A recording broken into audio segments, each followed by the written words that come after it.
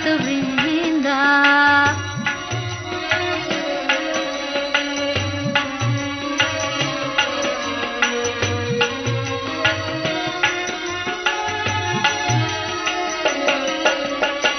श्री कृष्ण चैतन्य प्रभु नित्यानंद, श्री अद्वैत गदाधर शिव सदी गौर भक्त वृंदा।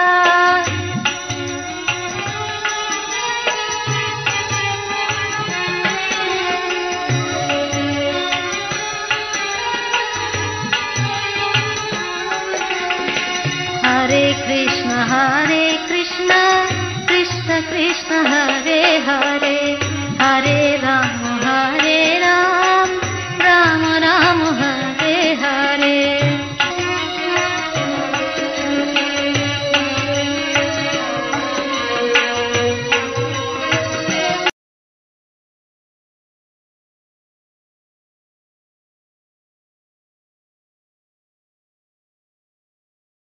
भगवत प्रसादो यस्य प्रसादान्नगति कुतोऽपि, ध्यायुं स्तुवं तस्य यशस्त्रिछन्दं, वन्दे गुरो श्रीचरणारविन्दम्। आजानुलम्बितो भुजौ कनकावदातो, संकीर्तनैकपितरौ कमलायताक्षौ, विश्वम्भरौ द्विजवरौ जुगधर्मपालौ, वन्दे जगत्प्रियकरौ करुणावतारौ। नमस्त्रिकालसत्याय जगन्नाथसुताय च, सवृताय सपुत्राय सकलत्राय ते नमः। बर्हापीडाभिरामं मृगमदतिलकं, कुण्डलाक्रान्तगण्डं पञ्चाक्षं कम्बुकण्ठं स्मितसुभगमुखं स्वाधुरीन्नस्तुवीनुं, श्यामं शान्तं त्रिभङ्गं रविकरवसनं भूषितं वैजयन्त्या, वन्दे वृन्दावनस्थं युवतिशतवृतं ब्रह्मगोपालवेशम्।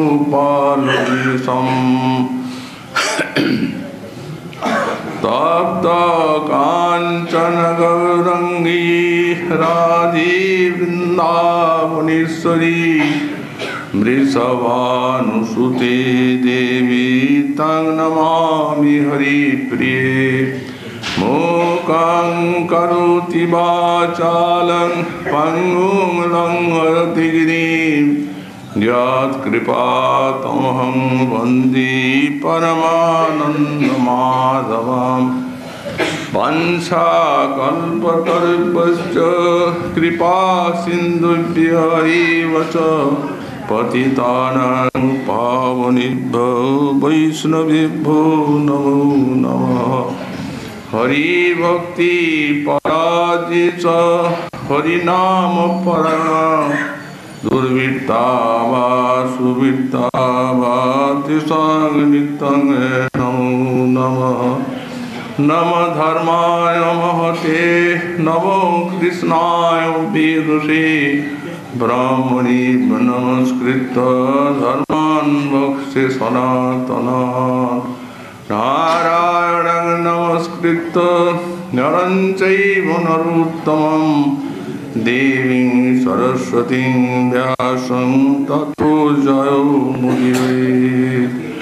जय रूप सनातन भट्ट रघुनाथ, श्रीजीव गोपाल भट्ट दास रघुनाथ।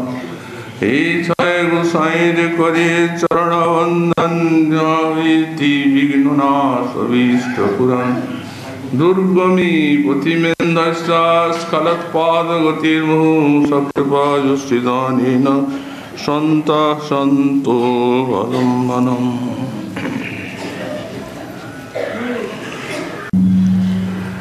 लावण्यं परमाद्भुतं रतिकला चातुर्यमत्यद्भुतं कान्ति कापि महाद्भुता वरतनुर्लीलागतिश्चाद्भुता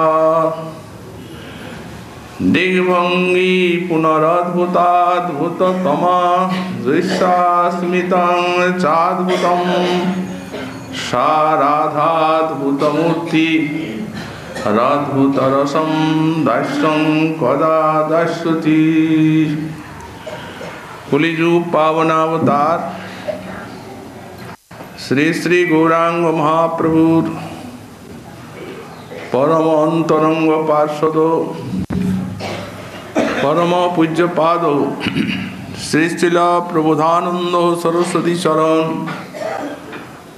तार श्री श्री राधारस सुधानिधि ग्रंथे 119 संख्यक श्लोके श्री श्री राधारानी चरण समीपे तार दास्य प्रार्थना करते गিয়ে বললেন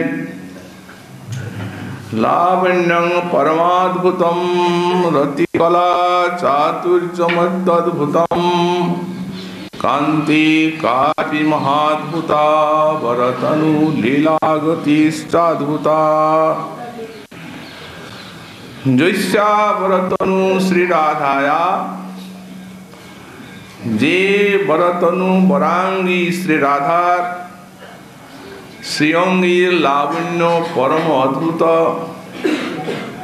तार रतिकला चातुर्य अति अद्भुत तार श्रीअंग कांति कोनो अनिर्वचनीय महा अद्भुत एवं लीला गति अति अद्भुत दृग्भंगी पुनर्द्भुताद्भुततमा एवं तार नयनी नटन भंगी अद्भुत अपेक्षा अद्भुततम दृश्यास्मितं चाद्भुतम जार हास्यो सेई प्रकारे अति अद्भुत सेई जे अद्भुत मूर्ति श्री राधा তিনি আমায় অদ্ভুত রসময় তাঁর দাস্য কবে দান করবেন। শ্রীপাদ গোস্বামী চরণ লীলার ভিতরে শ্রী শ্রী রাধা মাধুরী আস্বাদন করে চলেছে। কুঞ্জি যুগল বিলাস রাধারানী তাঁর প্রাণপ্রেষ্ট শ্যাম সুন্দরকে এই লীলার ভিতরে প্রভু তো আনন্দ দান করছেন। সেই শ্যাম সুন্দরীর আনন্দ দর্শনে তার হৃদয়ে প্রগাঢ় অনুরাগীর তরঙ্গ খেলছে। কৃষ্ণকে করায় শ্যাম রসমধু পান। তো এই শ্যাম সুন্দরের সেই আনন্দ রস দর্শন করে শ্রীমতী রাধারানী সেই অনুরাগের তরঙ্গ প্রতি প্রত্যঙ্গে যেন খেলছে। কিঙ্কর রূপে সে পারে রাধা মাধব মাধুরী দর্শন অবাক সাক্ষাৎ প্রত্যক্ষের মতোই নিবিড় আস্বাদন। স্ফুরণ বলে মনে হচ্ছে না, কারণ এরা মহাভাব রাজ্যে এদের স্ফূর্তি অতিশয় সান্দ্র। যেমন আমাদের লীলাস্বরূপ, তিনি স্ফূর্তিতে কৃষ্ণকে দর্শন করে ধরতে যাচ্ছেন, কিন্তু পাচ্ছেন না। তখন বুঝছেন যে এটা স্ফুরণ। তার আগে বোঝার কোনো উপায় নেই। আমাদের স্ত্রী গোপকুমার তিনি জনশর্মাকে বললেন, বিপ্র আমার সখা কোন সময় আমায় সাক্ষাৎ দর্শন দান করতেন, কি বলবো, মনে হতো এত করুণাময় তিনি, আনন্দে সিন্ধু যেন উচ্ছ্বলিত হয়ে উঠত। আবার সঙ্গে সঙ্গে আমার মনে হতো এই করুণার ভিতরে কোনো সততা যেন লুকিয়ে আছে। এই প্রকারই কত কত কাল, কোন সময় মনে হতো যমুনার জলে আছি, আর কোন সময় মনে হতো দাবানলের ভিতরে বাস করছি। এই উৎকণ্ঠাটি বাড়াবার জন্যই স্ফূর্তির বিরাম, কারণ এই উৎকণ্ঠায় এক মহাসম্পত্তি। এতেই এই আস্বাদনটি সুতীব্র হয়, স্ফূর্তির আস্বাদন। যারা সাধক স্মরণাঙ্গীর ভূমিতে আছেন, গোস্বামীপাদ বললেন তাদেরও স্মৃতিতে মানস সঙ্গ লাভ হয়, এটিও কম নয়। কারণ শ্রীহরির লীলা তো, লীলা এবং লীলাময় এক, অর্থাৎ সাক্ষাৎ লীলার সঙ্গ যেন লীলাময়েরই এই মানস সঙ্গ। স্ফূর্তি যখন স্মৃতিটি গাঢ় হয় তখন ধ্যান, এই ধ্যানে ওই লীলার ধারাটা দীর্ঘ সময় অবিচ্ছিন্ন থাকে, তারপরে ধ্যানেরও বিরাম হয়ে যায়। যখন ধ্যানের বিরাম হয় তখন সেই ব্যাকুলতা উৎকণ্ঠা ধ্যানেই পেয়েছিলেন শ্রীমন নারদ। প্রথম দাসীপুত্র রূপে দেখা দিয়ে অন্তর্ধান, কি ব্যাকুলতা, বিপুল রোদন করতে লাগলেন, আর একবার দর্শন দাও।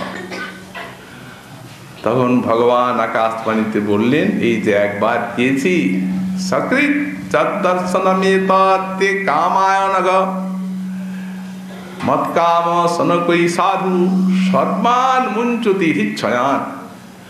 আমার কামনাটা বাড়াবার জন্য এই একবার দেখা দিলাম, আর এই জন্মে দেব না। তাহলে একবারই লালসা বাড়ালেন, লালসা বাড়াবার জন্য দর্শন একবার। যখন আমার বিষয় সুতীব্র কামনা সাধকের হৃদয়ে আসে, তখন হৃদয়ের সমগ্র বিষয় বাসনা বিধৌত হয়ে যায়। মৎকাম সনপি সাধু সর্বান মুঞ্চতি হিচ্ছয়া, নারদের ইচ্ছায় নাই। কিন্তু ব্যাখ্যাকার লিখলেন যে এটি ভক্তগণকে, যারা ধ্যানকারী তাদের যে ধ্যানটা ছুটে যায়, সেই তাদের হিতের জন্য তাদেরকে লক্ষ্য করে ভগবানের এই আকাশবাণী। কারণ তারপরেই তো নাম পার্শ্বতা লাভ করলেন। তো সুতরাং এরা আছেন, তারা সব সাধক, গোপকুমার, বিল্লমঙ্গল, নিত্য সিদ্ধ পার্শ্বদ এরা, আর একবারে মহাভাবের রক্ষা। এই জন্য প্রত্যক্ষ অনুভূতি, প্রতিটি অঙ্গের মাধুরী আস্বাদন করছেন, চমৎকার, অদ্ভুত অদ্ভুত বলে চলেছেন। বললেন লীলাগতি অদ্ভুতা, রাধারানী লীলাগতি অদ্ভুত। সহসা লীলাগতির পরিবর্তন হল।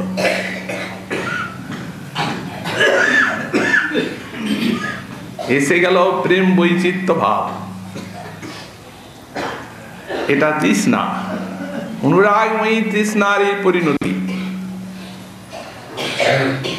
প্রিয়স্য সন্নিকর্ষেপি প্রেমোৎকর্ষ স্বভাবতঃ যা বিশ্লেষ ধিয়াস্তি তৎ প্রেম বৈচিত্র্যম উচ্যতে। নিকটেই আছেন কৃষ্ণ, কিঙ্করী দেখছেন বলেই বসে আছেন শ্রীকৃষ্ণের, অথচ কাঁদতে লাগলেন। রসবতী বৈঠি রচিকা বর পাস, রই কহই ধ্বনি বিরহ দাস। আর কি মিলব মহে সেই রসময় শ্যাম, এই বিরহ জলধি কিয়ে পূরব আম। নিকট হি নাহ নাহে রইলা,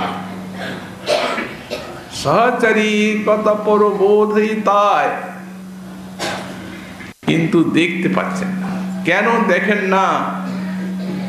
মহাজন বললেন, প্রেমোৎকর্ষ স্বভাবত, এটা অনুরাগের উৎকর্ষ, তৃষ্ণাময়ী অনুরাগ। যখন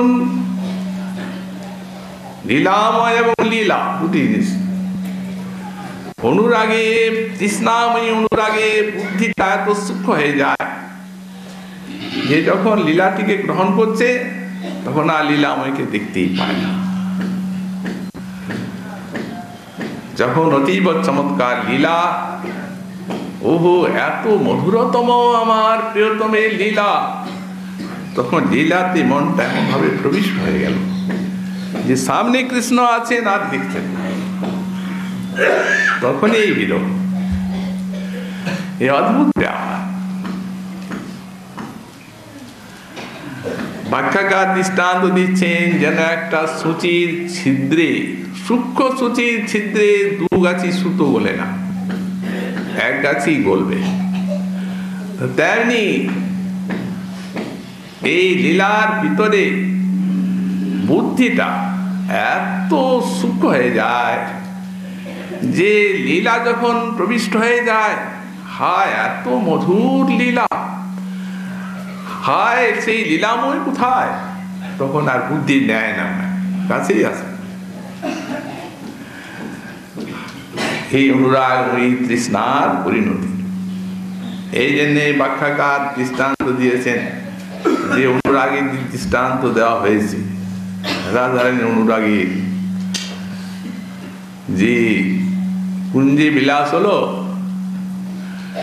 তারপরে রাধা মাধুরীতে নাগর বিবশ, তখন তাকে উপহাস করার জন্য ঈশ্বরী পার্শ্ববর্তী কুঞ্জে সখীগণের নিকটে এসেছেন। তখন ওরা কৃষ্ণ কথা বলছেন, তখনই বলছেন সখী, কে কৃষ্ণ, কোয়ম কৃষ্ণ, এই কৃষ্ণ কে? এটা অনুরাগীর চরম পরিণতি। অনুরাগী তৃষ্ণাতে বিস্মৃতি ফুটে যায়। দৃষ্টান্ত দিয়েছেন বিশ্বনাথ চক্রবর্তী পাল দুটো।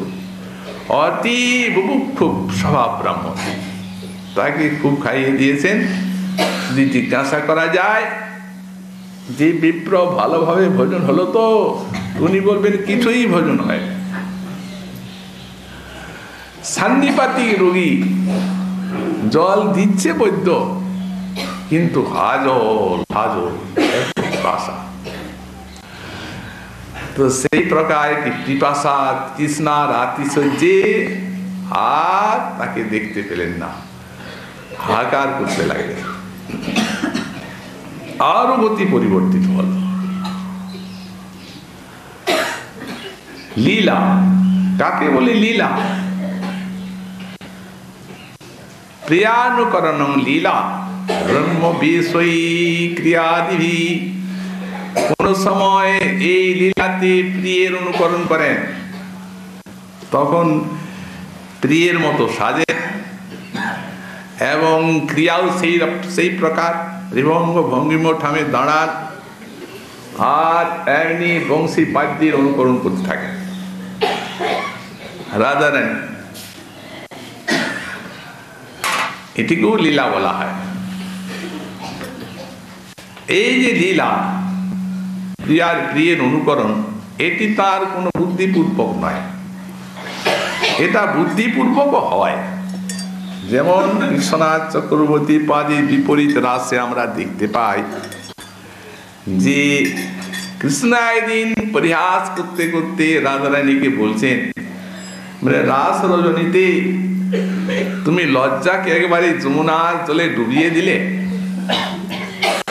ডুবিয়ে দিয়ে আর আমার অধরামৃত কামনা করলে। বাণ্য ভাবতী তুমি।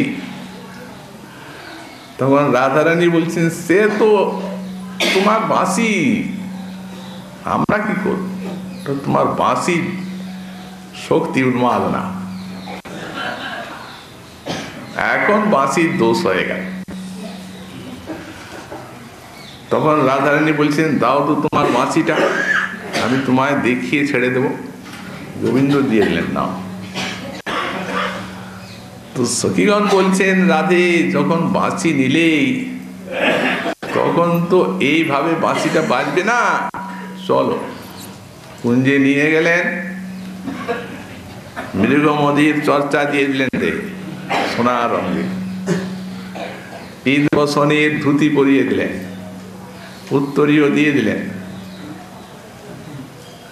ওদিকে কয়েকটা সখী গোবিন্দকে বলে, বাঁশি তো গেল, তার এইভাবে বসে থেকে কি করছো, কি দেখছো, এসো। রাধা সাজিয়ে দিলেন, শাড়ি টাড়ি পরিয়ে দিলেন, অঙ্গে কুমকুম মাখিয়ে দিলেন। এটি প্রসঙ্গে বুদ্ধিপূর্বক হলো। তারপর উনি বাঁশি বাজালেন, যেমনি বাঁশি বাজাতে লাগলেন তেমনি একবারে পাগলের মতো ছুটছেন কৃষ্ণ, আর মজা দেখার জন্য সখীগণ ছুটছেন। রাধা ভাবে ওই তখন আদেশটা এলো ওই লীলা। তখন রাধারানী ঘূর্ণন করছেন নেত্র, কৃষ্ণ ভাব। স্বাগতং ভূ মহাভাগা প্রিয়ং কিং করবাণি বহ।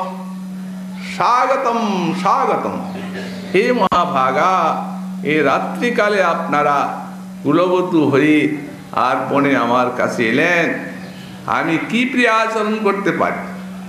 রজন্যেশা ঘোর রূপা ঘোর সত্য নিষেবিতা, এত ঘোর রজনী, আপনাদের ভয় নেই? জন্তু সব উড়ে বেড়াচ্ছে, পতিব্রতা কুলবতী, যান পতি সেবা কর। গোবিন্দ তখন এমনি হাত জোড় করে বলতে লাগে,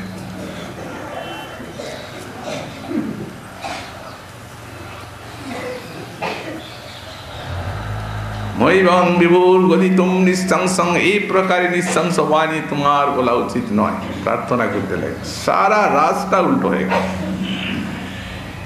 যখন বাঁশিটা বাজালেন তোমার রাধারানীর কৃষ্ণ আবেশ এসে গেল, আর গোবিন্দেরও রাধারানীর আবেশ পূর্ণরূপে এসে গেল। কিন্তু এটা আরম্ভটা হচ্ছে বুদ্ধিপূর্বক। এই জন্য বললেন এটা ততটা গাঢ়তা প্রাপ্ত হয় না যেটা এই আবেশে হয়ে যায় লীলাতে। যেমন ব্রজরমণী গণিত সব অনুকরণ চলতে লাগে, মহারাজে কৃষ্ণলীলা অনুকরণ করলেন। গোস্বামীপাদ এই সব অদ্ভুত লীলা রাধারানী দেখছেন। লীলাগতি অদ্ভুতা দিগ্ভঙ্গি পুনর অদ্ভুতাদ্ভুত তোমা। রাধারানী নরায় বুঝতে পারলেন যে তিনি রাধা, এবং গোবিন্দের দিকে তখন অদ্ভুত দৃষ্টি বিলাস করছেন। অদ্ভুত অদ্ভুততম দৃষ্টি বিলাসটি অদ্ভুত, যে কৃষ্ণ তার পক্ষ অতি অদ্ভুত। আমাদের শ্রী অর্জুন যখন কৃষ্ণ বললেন আমি সর্বব্যাপী গীতাতে, তখন ব্যাখ্যাকার লিখছেন যে যেমন কনক সোনা কুণ্ডলটার ভিতরে যেন বাহিরে ভিতরে ব্যাপ্ত হয়ে থাকে, সেই প্রকারে যিনি সর্বম, আমার একটা নাম সর্ব, সারা বিশ্বজগতের অন্তর বাহিরে ব্যাপ্ত হয়ে আছে। আবার একটা নাম তার বিশ্বম, অখিল ব্রহ্মাণ্ডের অন্তর বাহিরে যিনি ব্যাপ্ত। এমন যে সর্বময় সর্বব্যাপী আর রাধার একটি কটাক্ষপাত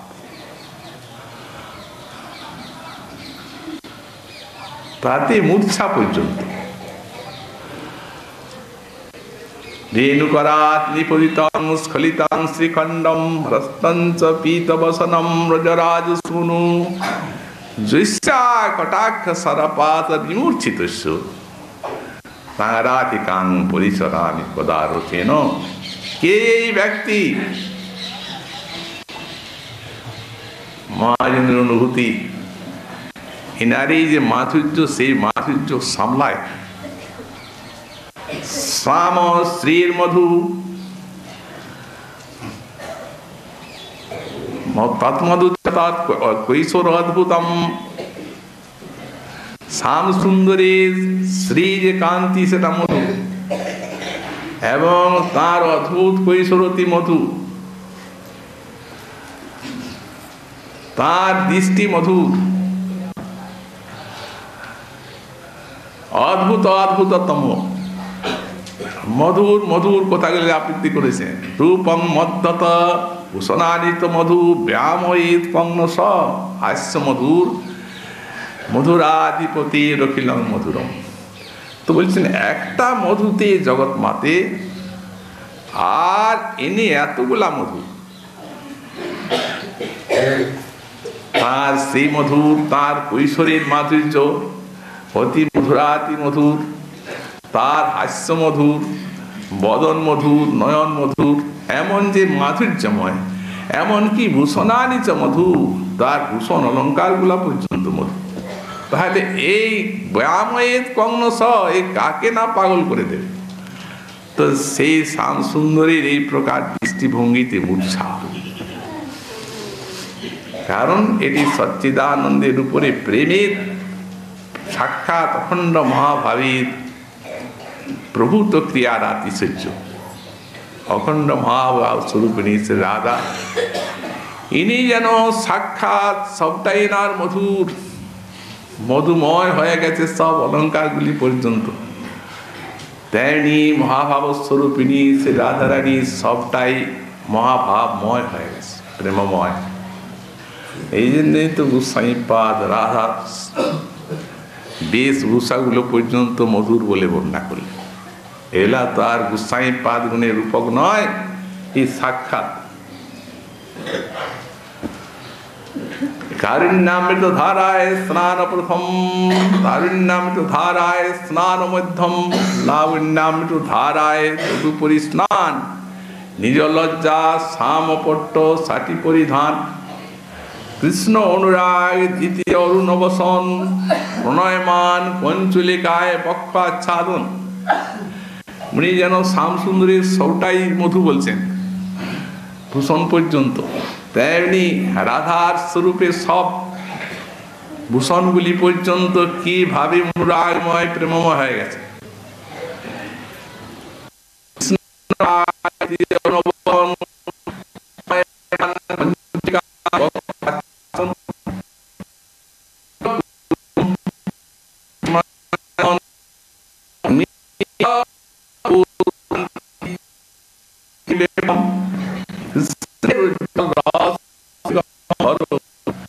সেই মৃগমদী বিচিত্রিত কলেবর প্রচ্ছন্ন মান বাম্য ধম্বিল্ল বিন্যাস ধীরা ধীরাত্মক গুণ অঙ্গে পটবাস, এগুলা সব ওই প্রেম এবং প্রেমের উন্নত উচ্চতন স্তর। রাগ এগুলো হচ্ছে সব অলঙ্কার। রাগ তামুল রাগে অদর উজ্জ্বল, প্রেম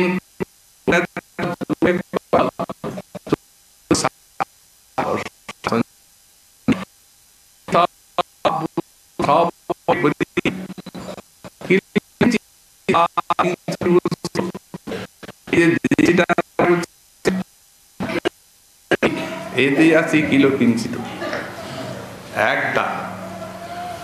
আমাদের শ্রীমদ রূপ গোস্বামীপাদ তিনি এই দৃষ্টিটিকে, এই কিলো কিঞ্চিত দৃষ্টিটিকেই বন্দনা করে আর বলছেন এর কাছে সারা বিশ্বের কল্যাণ কামনা করেছেন। এই দৃষ্টি দান ঘাটিতে ওই দান গ্রহণের জন্য কৃষ্ণ পথ অবরোধ করেছেন, আর রাধার সেই কিলকিঞ্চিত দৃষ্টি। গোস্বামীপাদ প্রথমেই বললেন দান কিলি কৌমুদী অন্তস্মের তয়োজ্জ্বলা জলকন ব্যাকীর্ণ পক্ষ্মাঙ্কুরা কিঞ্চিত পাটলিতাঞ্চলা রসিকো সিক্ততা পুর কুঞ্চতি রুদ্ধায়া পথি মাধবেন মধুর ব্যাবুন তারোত্তরা রাধায়া কিল কিঞ্চিত দৃষ্টি শ্রিয়ং বক্রিয়া। এ রাধা রানীর কিল কিঞ্চিত দৃষ্টি আপনাদের মঙ্গল বিধান করুন। এতে আছে 8টা সঞ্চারী ভাব। এই দৃষ্টিটা ভাবময়ীর এই সব ভাবের অলঙ্কার, তাই কৃষ্ণের উপরে এত এর প্রভাব। গর্বাভিলাষ রুদিত স্মিতা সুয়া ভয়ক্ষুধাম শঙ্করীকরণ হর্ষাৎ উচ্চতে কিলে কিঞ্চিত।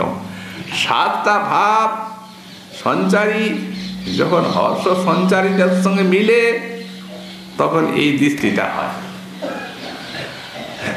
অদ্ভুত প্রভাব রসময় গোবিন্দের উপরে। এই দেখুন অন্তস্মের তয়োজ্জ্বলা, এটা তো হাস্য আছে। জলকন ব্যাকীর্ণ পক্ষ্মাঙ্কুরা, এটাতে রোদন আছে। কিঞ্চিত পাটলিতাঞ্চলা, এতে ক্রোধ আছে। রসিকো সিক্ততা, এতে আছে অভিলাষ। পুর কুঞ্চতি, এতে আছে ভয়। রুদ্ধায়া পথি মাধবেন মধুর ব্যাবুন তারোত্তরা, আর এই ব্যাবুন তারোত্তরা এতে আছে গর্ব আর রসিয়া। তাহলে 7টা হর্ষের সঙ্গে মিলছে, এই 8টা। এই রাধারানীর দৃষ্টি দৃগ্ভঙ্গি। তো বলেন এই ভাব যুক্ত দেখি রাধার সময়ন সঙ্গম হইতে কৃষ্ণ সুখ পায় কোটি গুণ। তাহলে বুঝুন একটা দৃষ্টি বিলাস, এই জন্যই তো মূর্ছা এসে যায় রাধারানীর দৃষ্টি বিলাস। পুরো দৃষ্টিটাও দিতে হয় না। আমাদের দাস গোস্বামীর পাদ বললেন যা প্রান্ত দেশ লবলে বিহুর নিতে না। প্রান্ত দেশটা বাম চক্ষুটির প্রান্ত দেশ একটু ঘূর্ণন করলেন। বদ্ধ খনার ভগবতী কৃষ্ণ করিন্দ্র উচ্চই, কৃষ্ণ করিন্দ্র কোটি কোটি ব্রজ সুন্দরী এই সৌন্দর্য এবং নয়ন উপচারে তার পুজো করছে। স্বচ্ছন্দ প্রেমানুরূপ তো বৈশ্যতা, প্রেমানুরূপ বৈশ্যতা ঠিকই আছে, কিন্তু এইখানে তো পরম মহান সেই মাদনাক্ষ প্রেম রাধারানীর নয়ন কোণে। এই জন্য সেখানে একেবারে দাঁড়িয়ে গেলেন, আর চলতে পারছেন না। কত উপচারী নয়ন কোণে কত কথা বলেছিলেন তিনি। এই প্রকার রাধারানীর অতি অদ্ভুত দিগ্ভঙ্গি, অদ্ভুত অদ্ভুততমা জৈস্মিতম চাদ্ভুতম। আবার রাধারানীর হাসি অদ্ভুত হাসি। এই হাস্য মাধুরীতে একটু ঈষৎ পূর্ব রাগে সখীকে গোবিন্দ বলছেন বরণগরী থির বিজুরি বরণগরী হেরিনু ঘাটের কুলে সখী কানড়া ছাদে কবরী বাঁধি নবমল্লিকার ফুলে। প্রথম দর্শন পরিচয় না। বরণগরী এই কাঞ্চন বর্ণ, স্থির বিজুরি স্থির বিদ্যুৎ মালার মতো দেখলাম, দেখিল ঘাটের কুলে কানড়ার ছাদে কবরী বাঁধে নবমল্লিকার ফুলে। মস্তকের থেকে বর্ণনা, কানড়া ছাদে কবরী, কবরী এই কবরীটা বন্ধন করেছেন নবমল্লিকার মালা দিয়ে। সেই মরম কহিনু তরে, সেটি আড় নয়ানে ঈষৎ হাসিয়া আকুল করল মরে।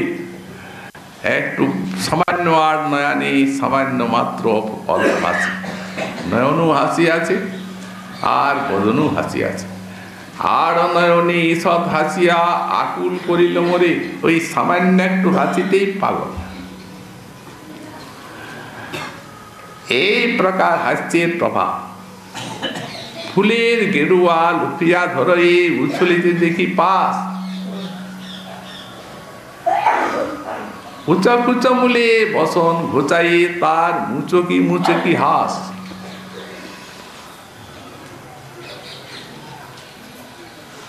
এইরূপ সামান্য হাসিতে ঈষৎ হাসি মাত্রে কৃষ্ণের এই অদশা। অতএব তার হাস্যটা কিভাবে প্রভাব বিস্তার করছে, যার উপরে এইরূপ অদ্ভুত প্রভাব বিস্তার করছে তার হাসিটাইকে সামলায়। আমাদের শ্রীপাল দাসু বলছেন তার হাসছে মাধুর্য বারিতি মদাম্ব তরঙ্গ ভঙ্গি শৃঙ্গার সংকুলিত শীত কিশোর বিষম আমন্দ হাস ললিতানন চন্দ্রবিম্বম। সে আনন্দ সংপ্লব মনু প্লবতাং মনুমে।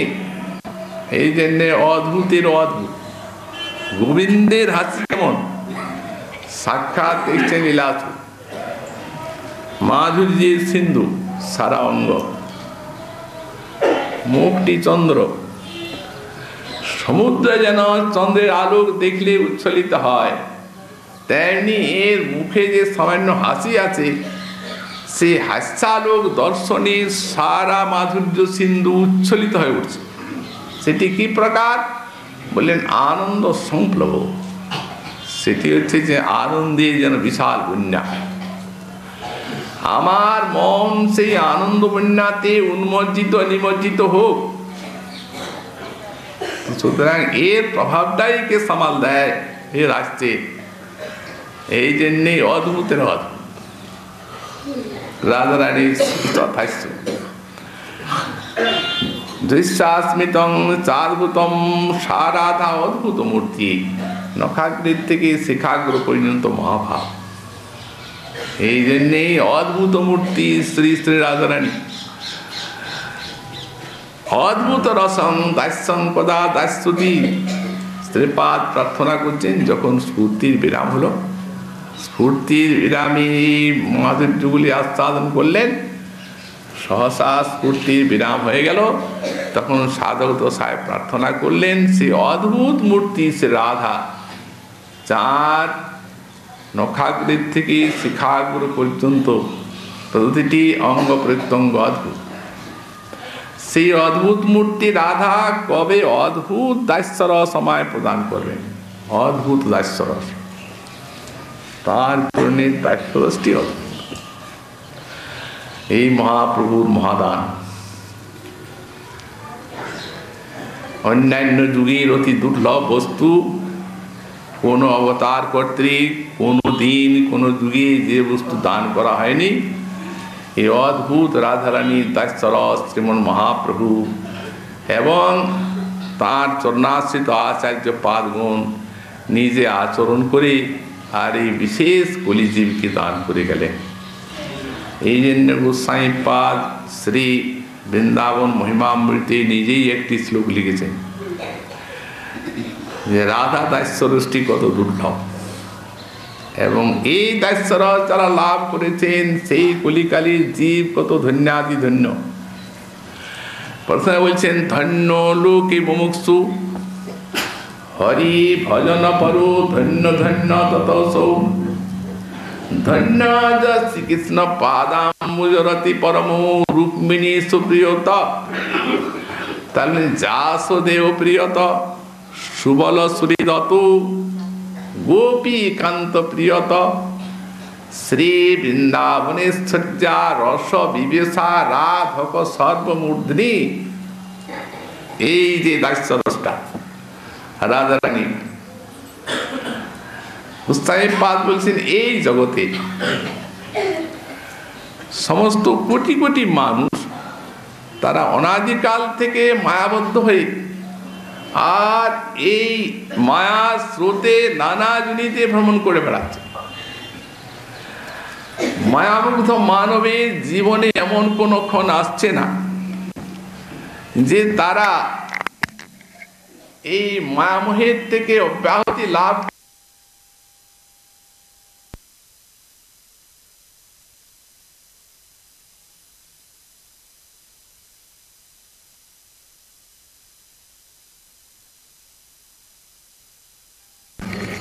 তারা ধন্যই, ধন্য লোকে মুমুক্ষু। তার কারণ সামনে তো মৃত্যু বসে আছে, অথচ আমরা নিশ্চিন্ত হয়ে আর বিষয় ভোগ করে চলেছি। কখন যে এই মরণ গ্রাস করবে তার নিশ্চয়তা নেই, দেখো না দেখা। তো সুতরাং যারা এটি বুঝতে পেরে আর এই মৃত্যু ভয় থেকে কল্যাণ লাভের জন্য যারা মুখ্য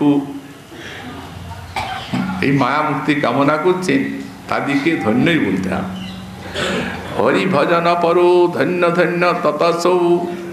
কিন্তু যারা মুক্তিকামী মহাবন্ধনের থেকে তাদের থেকেও আবার ধন্য আছে। তারা কি বললেন? হরি ভজন পর, যারা ভগবানের ভজন করছেন। মুক্তিটা তো কিছু নয়, মুক্তি মানে তো খালাস পাওয়া, কিন্তু খালাস পাওয়ার পরেও তো ভোগ আছে। একজনকে কয়েদে দেওয়া হয়েছে, সে খালাস পেয়ে গেল, ওই খালাস পাওয়াটাই কি সে কৃতার্থ হলো? না, ঘরে যাবে আবার আনন্দে ভোগ করবে, আনন্দ করবে, তবে তো তার ধন্যতা। তো জীব তো ভগবানের দাস, কৃষ্ণের নিত্য দাস, কৃষ্ণচরণ সেবা পাবে, প্রেমামৃত আস্বাদন করবে, তবে তো তার কৃতার্থতা।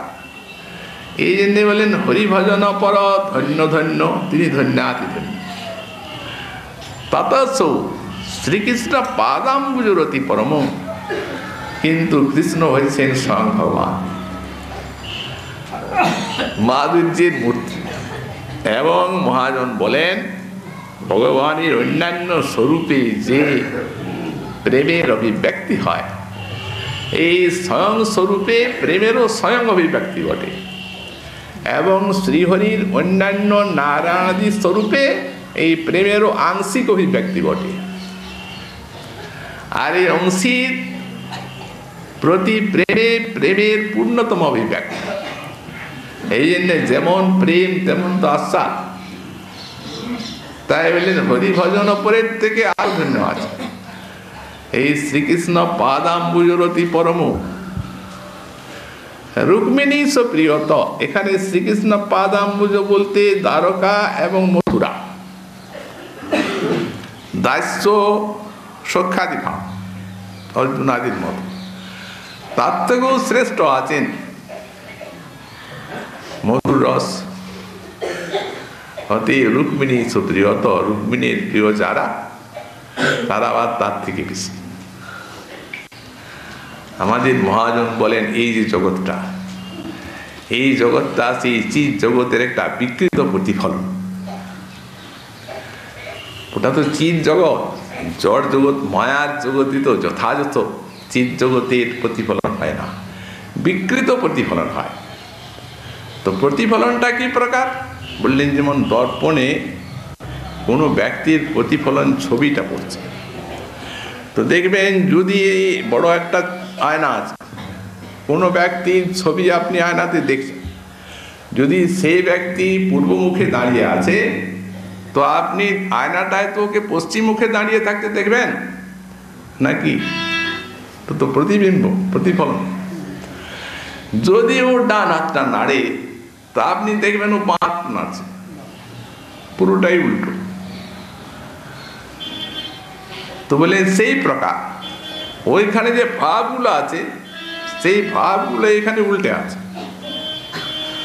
ওখানে আছে সবার নিচে এই শান্ত ভাব, আর এখানে আছে সবার উপরে শান্ত ভাব। এমনি ঘুরে আসে তো উল্টো হয়ে। ওখানে শান্তের উপরে আছে দাস্য, এই শান্তের নিচে ওখানে দাস্য আছে, আর এখানে শান্তের উপরে আছে দাস্য। এখানে আছে সেই শান্তের নিচে, শান্তটা উপরে হয়ে গেল, শান্তির নিচে দাস্য হইল। ওখানে পর পর সখ্য বাৎসল্য মধুর, এখানে তেমনি নিচে নিচে মধুর সবার নিচে এসে গেল। এই জন্য মধুরটা এখানে অতিশয় বিকৃত হয়ে আছে, কিন্তু সেখানে আছে সবার উপরেই মধুর রস। কারণ মধুর রসে অন্যান্য সমস্ত রসের গুণ আছে, আর নিজস্ব একটা গুণ আছে, অঙ্গ দিয়ে প্রভুর সেবা। রুক্মিণী প্রিয়ত, যা সদেহ প্রিয়ত, তার মধ্যে যশোদানন্দনের প্রিয় তারা আবার অধিক ধন্য। তার মধ্যে সুবল সুহৃদত, সুবল সুহৃদ যারা, তারা আবার অতি ধন্য। তা এখানে তাহলে বাৎসল্য রসের উপরে আপনি এই সখ্য রসকে কেন দিচ্ছেন? কারণ সকলেই জানাই আছে সখ্যর উপরে বাৎসল্য, কিন্তু ইনি বাৎসল্যের উপরে সখ্যকে দিয়ে দিচ্ছেন। বললেন সখ্য বলি নাই, সুবল সুহৃদত, তার মানে প্রিয় নর্ম সখা, তাদের কুঞ্জ লীলাতে সেই লীলা মাধুর্যের আস্বাদন সৌভাগ্য আছে। বাৎসল্যের থেকে এটা বেশি আছে, ওটা বাৎসল্যে বিরোধ। রাধা মাধব মাধুরীর আস্বাদন আছে তাদের, এই জন্যেই ওকে নিচে করে একে উপরে দিলেন আস্বাদনটা। তো এই যে এ ধন্য সে ধন্য সে ধন্য বলে বলে যাচ্ছেন, তো সবার থেকে বড় কে ধন্য তাই বলুন। উনি বলছেন বৃন্দাবনেশ্বর সর্বমূর্ধনি, এই বৃন্দাবনেশ্বরী শ্রী শ্রী রাধারানী রস বিবেশারাধক, এই কিং করি যারা আরাধক, সেই নিকুঞ্জ লীলার রসমাধুরী আস্বাদন করার সৌভাগ্য যারা লাভ করেছেন, তারা সর্বমূর্ধনি, তারা সবার মাথার উপরে। একটি সাধক সাধন ভজনের দ্বারা এই আধ্যাত্ম রাজ্যে যত উন্নত স্তরে আরোহণ করতে পারেন, এইটাই তার শেষ পর্যায়, এর উপরে আর কিছু নাই। এই মহাপ্রভু আদার কে জানতো আর কে জানত? তাই মহাজন বললেন, যদি গৌর না হতো বল কি মেনে হইত, মোরা কেমনে ধরিতাম দেখ এই রাধার মহিমা, প্রেম রস সীমা, এই জগতে জানা তো কে? মধুর বৃন্দা বিপিন মাধুরী, প্রবেশ চাতুরী সাত, সেই বরজ যুবতী, তাদের ভাবের আরতি, বল শকতি হইত কার? গৌরাঙ্গেরই দান। অতির গাও গাও সবে গৌরাঙ্গের গুণ, সরল করিয়া মন, ভুবন মাঝারি এমন দয়াল আর নাই কোনো জন। গৌরাঙ্গ বলিয়া না গেল বলিয়া, কেমন সেজেছে সিধি, এই বাসুদেব হিয়া পাশানে মিশিয়া, গড়েছে বাকুন বিধি। সুতরাং যথা যথা গৌর পদার বিন্দে বিন্দে তো ভক্তিঙ্কিত পুণ্য রাশি, পুণ্য রাশি মানবীর গৌরাঙ্গীর চরণে যেমন যেমন বুদ্ধিটা প্রবিষ্ট হবে, তেমনি তেমনি এই যে সর্বমূর্ধনি রাধারানী সেই দাস্যর সমাধুরী এবং রাধারানীর করুণায় তার শ্রীপাদ পদ্ম স্বয়ং এসে চিত্তে উদিত হবে। তার পার্শ্বদ যারা, তারা নিজে আচরণ করে আর সেই বিশ্ববাসীকে তারা দেখাচ্ছে। তারা কেন, মহাপ্রভু নিজেই দেখায়। আপনি করি আস্বাদনী শিখাইল ভক্তগণে, প্রেম চিন্তা মনির প্রভু ধ্বনি, নাহি জানি স্থানাস্থান, যারে তারে কইল দান, মহাপ্রভু দাতা শিরোমণি। হইছে গুপ্ত ভাব সিন্ধু, ব্রহ্মা যার না পায় এক বিন্দু, প্রভু হেন প্রেম বিলাইল সংসারে, হইছে দয়ালু নাহি আর, হইছে দাতা নাহি আর, তার দান কেহ নারে বর্ণি ভারে। কহিবার কথা নহি, কহিলে কহ না বুঝই, হইছে চিত্র চৈতন্যের রঙ্গ। কবিরাজ গোস্বামীপাদ বললেন, বলবার তো কথা না, এটা বললে কি লোকে বুঝবে? তো যদি আমরা বুঝতেই না পারলাম, বুঝিয়ে দিলেও যদি না বুঝলাম এই সাধনাটা, তাহলে তো আমাদের পেয়েও লাভ নাই, শূন্যবাদ এসে গেল। বলছেন বুঝবেন সেই সে বুঝিতে পারি, চৈতন্যের কৃপা যারে, আর হয় তার দাসানুদাসীর সঙ্গ। মহাপ্রভুর করুণা আর তার দাসানুদাসীর সঙ্গ হলেই এই উচ্চকোটির ভাব সাধনা হৃদয়ঙ্গম হয় এবং এই সাধনায় প্রীতিও জাগে। আর সাধক এই সাধনার ফল পেয়ে আর কৃতার্থ হন। এই যে শ্রী শ্রী রাধা রসুধানিধি, এই যেন একটা ভাব রসের একটা সমুদ্রের মতো কল্লোলিত। সুতরাং এর ভিতরে কত কত সমস্ত ভাব আর কত কত আস্বাদনে নিহিত আছে। কি ভাব নিয়ে গোস্বামীপাদ শ্লোকগুলি বলেছেন, এ মালিশ ক্ষুদ্র জীবের ধারণার গোচর ব্যাপার। তো সুতরাং আজ এক মাস আপনাদের নিকটে এই রাধার সুধানিধি কথার আলোচনা করলাম। আমি করিনি, এটা ভুল হবে। কুণ্ডেশ্বরীর কৃপায় যেটুকু স্ফুরিত হলো এবং সর্বোপরি আপনাদের সান্নিধ্য, আপনাদের কৃপা, তাতে যেটুকু প্রেরণা, সেই মতো মহাজন বাণীর অনুকূলে আমরা এই রাধার সুধানিধি যথামতি আস্বাদন করেছি। এই যে এখানে এক মাস এই রাধাকুণ্ডের তটে এই নিয়ম সেবা, এই একটা বিশ্বে অতুলনীয় ব্যাপার।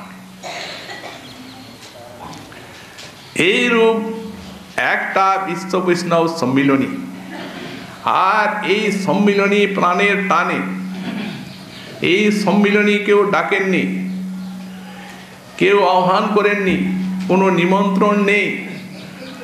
সকলে আপনারা অনুরাগের আকর্ষণে প্রত্যেক বছর বছর এখানে ছুটে আসছেন।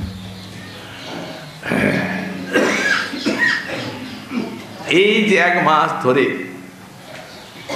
আর এই আস্বাদনের কল্লোল হিল্লোল, এই যে স্মৃতিটা, এই স্মৃতি আপনাদের চিত্তে এমন দাগ কেটেছে যে ঠিক এই সময় কি এখনই যেই আর ধর্মশালার মালিককে চিঠি দেবেন এই আগামী বছরের ঘরের জন্য, ওটা এইভাবে জাগছে কি করে? দেখবেন বর্ষার নদীগুলো, ছোট ছোট নদী, বর্ষার সময় বানে ভরে উঠে বন্যা চলে যায়। গ্রীষ্মকালে আর তাতে জল নাই, কিন্তু না থাক, কিন্তু যেখানে থেকে বন্যাটা হয়েছিল সেইখান থেকে একটা দাগ কেটে যায়, এটা সারা বছর দেখা যায়। তেমনি এই যে প্লাবনটা হরিকথার বইছে, বিশেষত এই রাধাকুণ্ডে, যেটি শাস্ত্রে বললেন ব্রজধামে এক বছরও যদি নিয়ম সেবা করার কারো সৌভাগ্য লাভ হয়, রাধা দামোদরীর সেবা, তো তাতে তাদের এত অধিক সন্তোষ হয় যে তারা পাত্র বিচার না করেই প্রেম দিয়ে দেন। এই তো লেখা আছে শাস্ত্র, পদ্মপুরাণের বাণী। আমাদের গোস্বামীপাদ যেখানে নিয়ম সেবা ব্রত, সেইখানে ওই কথাগুলি তুলেছে আর ব্যাখ্যাকার টিকা করে দিয়েছেন। আধার না হলে কখনোই প্রেম ভগবান দেন না, কিন্তু এটাতে আধারের অপেক্ষা নেই, এত প্রসন্নতা। কারণ বলছেন বস্তু শক্তির প্রভাব এই বিচারের অপেক্ষা রাখে না। এই দুটা মণিকাঞ্চনের মতো যোগ, একটি নিয়ম সেবা আর এক কার্তিক, আর একটি এই ধাম চিন্ময় ধাম, এই দুটির সংযোগ যদি ঘটে, বিচারের অপেক্ষা নেই, বিনা বিচারে প্রেম। আর আপনারা তো বছর বছর অনুরাগের টানে এখানে ছুটে আসছেন। অতএব আপনাদেরকে যে রাধা দামোদর কি দেবেন তার জন্য তাকে ভাবতে হবে। একবারের কথা বলেছেন গোস্বামী, একবার হলেই এটা হয়। তো সুতরাং যেটুকু আপনাদের কৃপায় স্ফুরণ এলো, 1 মাস আলোচনা করলাম, তবু আমার বাক্যের দোষে, বুদ্ধির দোষে, এই হরিকথার মধ্যে যে কিছু ভুল ত্রুটি ইত্যাদি হয়েছে আপনারা নিরুগুণে তা মার্জনা করবেন। এবং এমনি করে আপনারা বস্তর বস্তর এই নিয়ম সেবা এসে রাধাকুণ্ডকে মুখরিত করবেন, সঙ্গদান করবেন। কতদিন আপনাদের এই সেবা করতে পারি না তো জানি না, কারণ এখন বার্ধক্যের ভারে তো দেহ ক্রমশ অবশ্যই আসছে। সুতরাং এই সেবা যে কতদিন হবে তা রাধারানী জানেন। তবে আশীর্বাদ করবেন যাতে আপনাদের সেবা করতে করতেই এই শ্রীকুণ্ডের তটে দেহটা যায়, এই প্রার্থনা। আগামী কালকে আপনারা কৃপা করে সকলে মধ্যাহ্নে এখানে প্রসাদ গ্রহণ করবেন, এই সাদর আমন্ত্রণ আপনাদের জানিয়ে রাখলাম। রাধার ও সুধানিধি কথার এবারে এই বৎসর নিয়ম সেবার এই ভাগবতী কথার আজকে এখানেই বিশ্রাম।